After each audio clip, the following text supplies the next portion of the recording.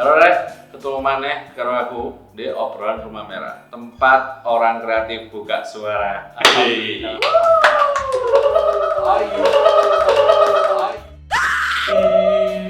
Oke. Nah,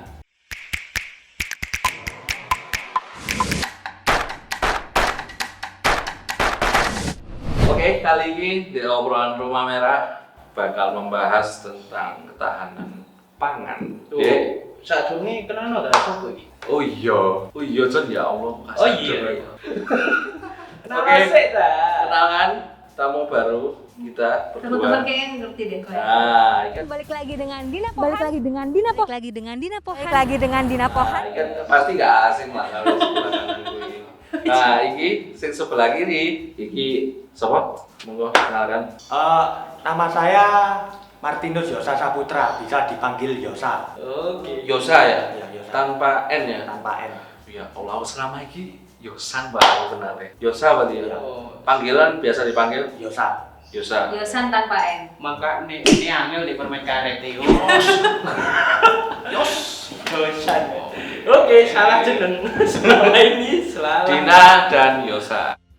Sore Sobat Merah, balik lagi dengan Dina Pohan dalam segmen Kontur Corporate Entur. Nama saya Martinus Yosa Saputra, bisa dipanggil Yosa. Dina sebagai sing biasa Nyacat. nyocot tapi iki versi Utir Indonesia, dan Yosa iki murid magang. Oh. Murid magang di Utir Indonesia. Berapa bulan? 5 bulan. 5 bulan. Ya. Iki masuk berapa bulan? Berapa bulan ya? Lupa saya. 2/3 lah kayaknya. Ya, 2/3. Dua ketiga ya? Oke, kali ini bahas ikuman tentang ketahanan pangan di pelaku industri kreatif. Apa itu ketahanan pangan di pelaku industri kreatif? Apa nih kira-kira? Kalau menurutku mungkin itu lebih ke bagaimana kita bertahan selama di kondisi pandemi ini sih. Sebenarnya gitu. Wakeh beberapa teman-teman sing berkecimpung di industri kreatif iki podo sambat kabeh lho. Iki sing biasane desain banner, sing desain brosur, kok gak pesen. Lah ya apa sih pesen ya wong ora ono metu omah, ora ono sing berkunjung nang tempat usahane. Kira-kira lek dari Dina biasa mengakrabi pelaku-pelaku UMKM. Biar. Oke, ketahanan pangan sih macam-macam sebenarnya Mas ya. Apalagi bagi kita ada yang ketahanan pangan bagi industri kreatif sendiri, ada yang pelaku industri kreatif sendiri. Jancuk apa cuk bahasane. Kan serius. Ya serius. Oke. Bagi kita ketahanan pangan adalah memenuhi kebutuhan kita ya, kebutuhan perut, Yes. dompet yang lebur, dan dapur bisa mengasap.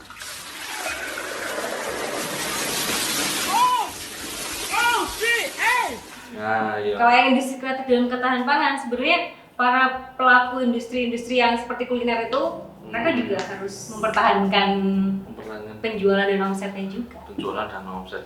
Sedangkan pembeli-pembeli iki wis dibatasi aktivitasnya. Sing di kon pengen nang mall, di pengen metu omah, ya macam-macam. Lah maksudnya apa kan? Kalau ketahanan pangan di sisi kreatif itu sekarang para kayak desainer, orang-orang pelaku kreatif kayak banding harga gitu loh. Kalau banding harga kayak apa? Saya pernah lihat di satu akun Instagram gitu, kalau kayak pelaku sisi kreatif seperti fotografer itu kayak photoshoot gitu banding harga gitu loh. Contoh. Contohnya kalau photoshoot melalui online gitu. Kan sebelum pandemi biasanya photoshoot itu harganya kan melambung tinggi kan sesuai dengan harga dan kinerjanya. Kalau Dulu sekarang harga pertalite gitu, sekarang harga premium gitu. bukan maksudnya harga dari sisi barangnya sama kinerjanya sama kreativitasnya, tapi sekarang kan banding harga gitu loh, biar dapat uang, biar sama-sama murah gitu. Terus kalau Iya sih, menjumpai beberapa tren fotografi ku ono. Ada fotografer online ya, jadi kayak semacam video call via Zoom ya. Lah, fotografer ini ngefoto deh via Zoom Virtual fotografi Virtual namanya. photographer. Gitu dia. Ono aja. Ada. Kemarin artis-artis salah satunya Rini Wulandari. Aku kan deadline nih gak Ngerti kan? Ngerti. Real itu. ngerti. Nah, jadi Ono Zoom ya? terus diprotek di layar Zoom. Talentnya tuh jadi pose di depan laptop bukan lagi di depan fotografer. Nah, Gitu. itu merupakan hal yang baru tapi keterbatasan ya. Inovasi yang dikembangkan demi ya. Nah, ya. Duit. Demi duit sih. Enak ya nek Enak, Jon. foto uang video call. Dan Iya, hasilnya bener, oke bener. loh, hasilnya oke. Hasilnya oke. Itu sih. Terus aku beberapa menjumpai teman-teman itu berhenti dari Yosan memang menurunkan harga ya. Iya, menurunkan harga. Menurunkan harga. Lihat dari Yosan sendiri itu ngapain ya selama pandemi ini? Selain dimakan di sini. Kalau selama pandemi ini, kalau saya kan anak DKV mungkin saya lebih banyak lihat-lihat apa referensi-referensi gitu. Terus karena saya juga Referensi apa ini? referensi desain untuk desain. Bisa. Aku benci pikiranku. Referensi apa? ya desain untuk apa menata foto gitu. Kan apa saya mahasiswa desain juga. Ya Kak referensiku. Iya. Referensi ya. Lah, tukang model. Aku selama maksudnya biar tetap bertahan ya sing jelas selain ngerti desain sekarang itu harus tahu ngerti sosial media manajemen. Iya enggak? SMM. Semua pelaku usaha pasti larinya ke SMM. Iya enggak? SMM. Iya. SMM. Jadi ya edit no. Ya, ikulah selain desain grafis, orang itu harus bisa SMM. Sebagai orang desain grafis, Dituntut ya? Iya, dituntut harus bisa. Soalnya sekarang banyak lowongan pekerjaan sendiri SMM itu mintanya bisa desain grafis, kayak bisa Photoshop, bisa AI, Corel dan lain sebagainya, bahkan videografi juga. Beberapa aku juga ngisi pelatihan ya, yang akhirnya menyadarkan masyarakat-masyarakat seperti yang di kampung-kampung, lingkungan RT, lingkungan RW itu sadar akan sosial media yang betul. Itu sih. Jadi banyak ini loh, banyak permintaan sing sebelumnya itu orang awam sebelumnya itu ora tau ngaktifno online, saiki malah nang online kabeh ya ono sing kaget, ono sing enggak. Kamu kaget enggak? kalau saya sih pribadi nggak kaget sih. Itu kayak apa sudah jadi hal lumrah gitu loh. Oh, han lurah. Lumrah. Jancok kowe. Oh iya. Aku pengen sombong banget. Oke. Terus beberapa aktivitas mager dan olahraga ya kayak ya. Bersepeda, ya kan? Kamu ikut komunitas sepeda nggak? Ikut sih mas. Oh iya? Iya. Apa? Kalau saya pribadi sepedanya ikut apa? Brompton. Bukan, sepeda MTB. Kebetulan saya apa pecinta sepeda gunung. Ya sering ikut komunitas sepeda Senin kayak strolling bastard saya ikut. Terus Oh, begitu. minggu apa sama komunitas Apa yang betul kok gua ya, Pak? Oh. Ngerti gak strolling blaster? Aku sedikit ngerti deh strolling blaster. Oh iya, mau sih jenenge sepeda. Ini Iya.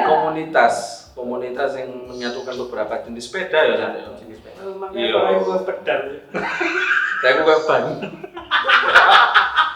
Guyu. Kamu tak jadikan ban.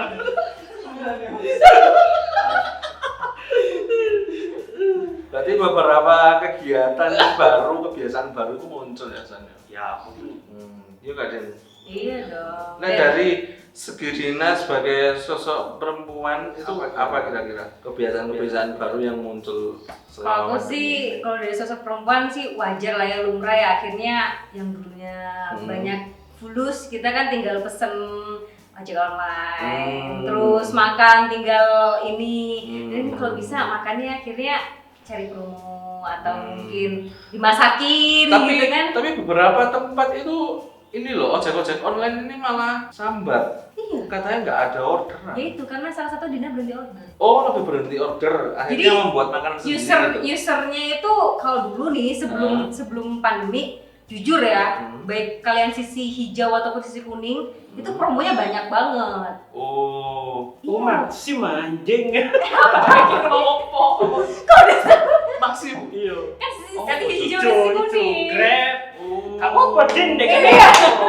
Tak Ya. Jadi ya, dulu Dina tuh pengguna OVO setia banget. Karena ketika Dina pesen nih ya, diskon 50%. Nah sekarang tuh promo-promo udah nggak ada. Oke. Akhirnya kita harus lebih cerdas dan cerdik untuk mencari makanan yang Hmm. murah. Gitu. Itu tadi balik ke perempuan lah ya. Akhirnya yang nggak bisa masak bisa lah dikit-dikit masak. Paling nggak masak mie, masak nasi. Terus bikin kebiasaan-kebiasaan baru itu gimana? kebiasaan. Perilaku teman-teman sobat-sobat apa? Iya, akhirnya gini. Kalau Dina malah menginfluence para pekebun, Pak Tani juga dan beberapa orang-orang yang Bertani. iya, itu namanya bertani, orang bertani. Pak Tani kan? Biografik apa? Pak Tani. Aku apa sih cok? Hidroponik. Hidroponik. Poliponik. Biografik.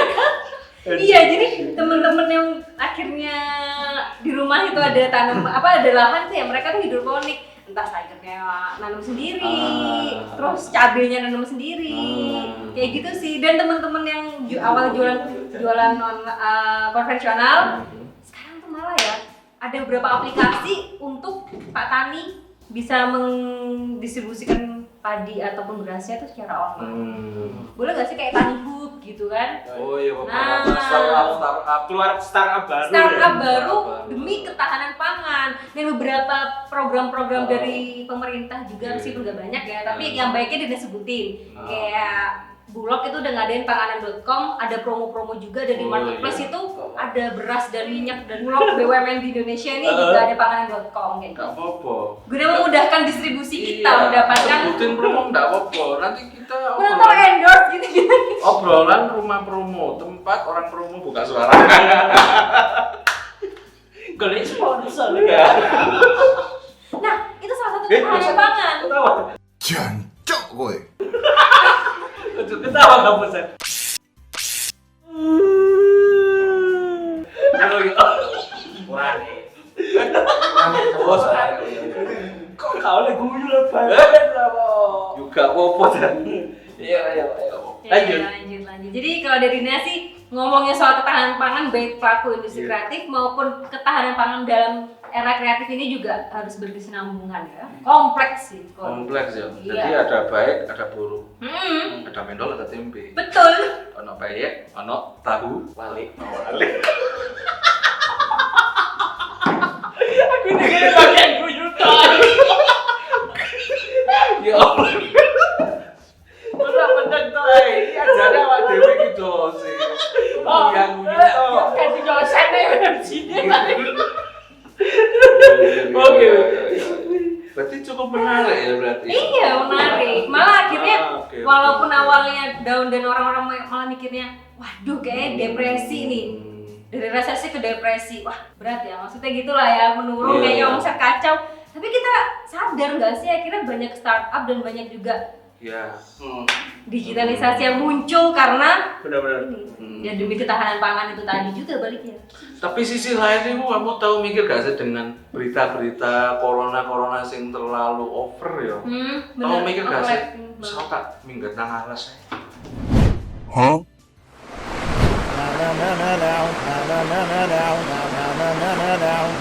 Enggak mas, nggak tahan aku di alas. Di alas kan nggak ngerti ya. Secara wong desa biasanya kan Iya sih. anak dulur-dulurku iki sing di desa iki milih malah gak ngerti beritanya. Loh iya Tapi mereka kali. sehat ya malah nggak ngerti. Mereka sehat. Mereka cukup tenang dengan dunianya sendiri gitu loh. Tanpa digitalisasi yang kita sebutin itu tadi. Nah, apakah efek corona ini apa ada apa ya semacam trik ketika tinggal di kota sama tinggal di desa? Ya apa sih menurutmu? Menurut apa maksudnya? Mas Semangat. Ya, berarti menurutmu setuju nggak mengambil statementku? Ya setuju sih. Soalnya apa tak dulu akhir-akhir ini kayak normal aja, terutama kayak di desa-desa gitu kayak biasa-biasa. Terus saya lihat di kota-kota mulai kayak normal gitu loh, tanpa ada rasa-rasa khawatir gitu. Los gitu ya. Los. Los.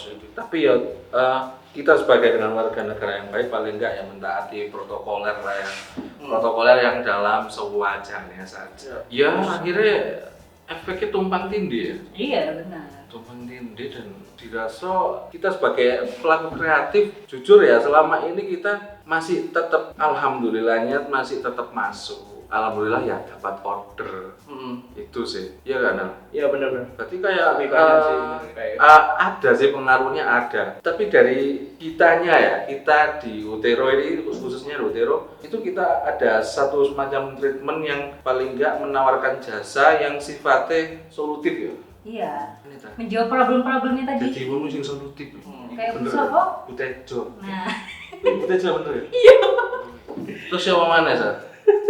Kamu ono pengalaman lain nggak selain iki, Mang? Pengalaman ya di masa corona apa sebelum corona? Ya semasa saat ini, Bis. Nah, saat ini 3 ya bulan terakhir itu. 3 bulan ya magang, terus selain magang ya minggu bersepeda. Kalau nggak bersepeda ya hunting foto gitu sih, tapi Oh, suka foto? ya suka. Foto apa? Kalau saya sih foto kadang street, kadang potret. Street. Ya. Street. street maksudnya. Oh, street, jalan. Street, Jalan. Foto jalanan. Berarti Apa sih- urban fotografi gitu Ya, maksudnya. Iya. urban fotografi. Apa sih kamu foto Iya biasa? bangsa. Apa sih kamu foto biasanya? Aku penasaran.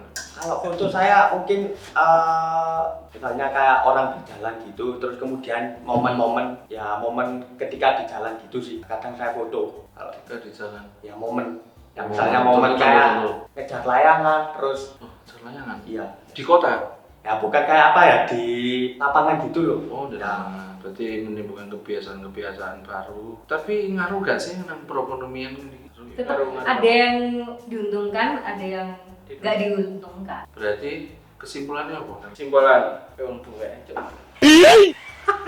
kesimpulannya ya itu harus mau berubah, berubah dalam artian yang baik, dan harus mau maju. Itu yang jelas. Tetap oprek skillmu, asik, tetap berkembang, itu yang jelas. Oprek ayam. Geprek. Oprek ayam.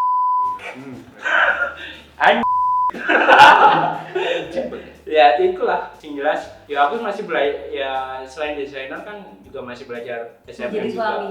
Anjir, jadi suami. Ya itu juga masih belajar. Iya. Belajar terus ke bos. Memenuhi kebutuhan pangan sang istri ya. Bener, terus yang jelas SMM itu modal utama yang buat Betul selama belajar, ya. pandemi ini paling dibutuhkan sebenarnya. Betul belajar. Ya. Harus dipelajari buat pelaku usaha Karena yang mendongkrak dari banget offline ya. harus jadi ke online. Itu aja. Yang punya YouTube makin digeber. Kita ada paketan YouTube buat Empat konten sudah bersama dengan Bapak. Konten hanya 2,5 juta rupiah. Iya. Tunggu apa lagi? sudah dengan logo, banner, Bumper. banner, bumper. Tunggu Dan apa juga lagi? skripnya dari kita. Iya, tunggu apa lagi? Hubungi Yosan. Siap. Siap. Ya itu sih sebenarnya dari saya itu, dari aku itu, cuma itu. Dari Yosan. Yosan. Oh iya. Dari pribadi saya tetaplah berpikir positif, terus berkarya, terus berdoa semoga pandemi cepat hilang. Amin. Amin. Amin. Doa yang penting. Ya Tuhan, amin. Doa tuh ya. Doa dan berubah terus ya. Bisa. Lek dari aku sih tergantung kalian bertempat tinggal di mana ya. Lek kalian di desa ya ada bagusnya sih tadi. Kebiasaan-kebiasaan yang terdahulu itu ya nggak apa-apa gitu aja dengan kegiatan rutinitas ya. Rutinitas itu memang boleh. Tapi ada asiknya ketika apa ya paling enggak tokoh-tokoh masyarakat yang kelihatannya unik ya. Unik itu kayaknya menarik untuk diangkat. Ya terlihat dengan fenomena Pak Wi, fenomena yang dading mah oleh. Nah, Rasanya anjing banget. Rasanya anjing banget. Nah, kayak gitu kan akhirnya menimbulkan fenomena yang lokal ya, orang-orang lokal sih akhirnya terekspos dan itu cukup oke gitu loh impresinya, iya nggak sih? dan berimpact banget sama Nah, akhirnya muncullah Penjualan seperti dia. kayak Boal TV, muncullah seperti kayak DKBC. Itu kan berasal dari orang-orang kampung yang mungkin itu mereka mau berkembang sih.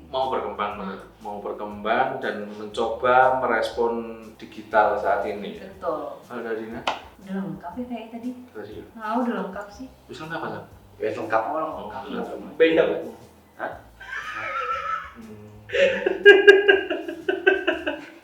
Oke.